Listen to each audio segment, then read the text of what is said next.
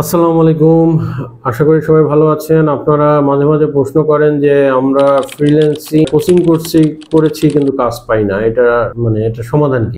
এটা সমাধান একটাই ভাই, সময় দেওয়া। আপনি সময় দেন না, কাজ পান না। যে সময় দেয় সে কাজ পায়। মেইনলি হচ্ছে আপনাকে কয়েকটা জিনিস জানতে হবে ফ্রিল্যান্সিং করতে।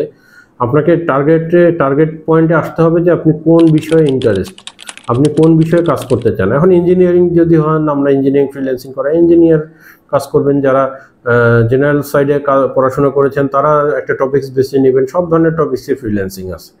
এখন সেটা জানার পরে আপনাকে বের করতে হবে, আগে মার্কেট রিসার্চ করতে হবে যে আমি ধরেন ভিডিও এডিটিং করব, বা আমি ইঞ্জিনিয়ারিং ফ্রিল্যান্সিংয়ে আপনি 3D ডিজাইন দিয়ে সার্চ দিবেন হাজার হাজার, সেখানে নতুন যে আপনি তো রাস্তা করাটা আপনার জন্য কঠিন।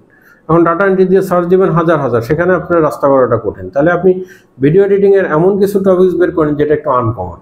সেই আনকমন কাজগুলো তারপরে শেখেন, 2-4 মাস 6 মাস কাজ করেন, শেখার পরে সেটা দিয়ে আপনি ফাইবারে, আপওয়ার্কে গিগ দেন বা আপওয়ার্কে প্রজেক্ট দেন, প্রোফাইল করেন, এবং এটা নিয়ে আপনি একটা সময় এক্সপ্যান্ড করেন, টাইম দেন, ঠিক হয়ে যাবে। এরপরে আরেকটা জিনিস হচ্ছে ইংলিশে বেরিয়ে, তাহলে ইংলিশটাকে একটু চেষ্টা করেন রিকভারি করতে। আমরা যদি হিন্দি সিনেমা দেখার জন্য, তামিল সিনেমা দেখার জন্য হিন্দি ভাষা আর তামিল ভাষা বুঝতে পারি, তাহলে আমি বলবো না যে কেউ ক্যাপাবল যে ইংরেজি ভাষা বুঝতে পারবেন না, কিন্তু বিষয়টা হচ্ছে আমাদের এটা পছন্দ হয় না, ভালো লাগে না।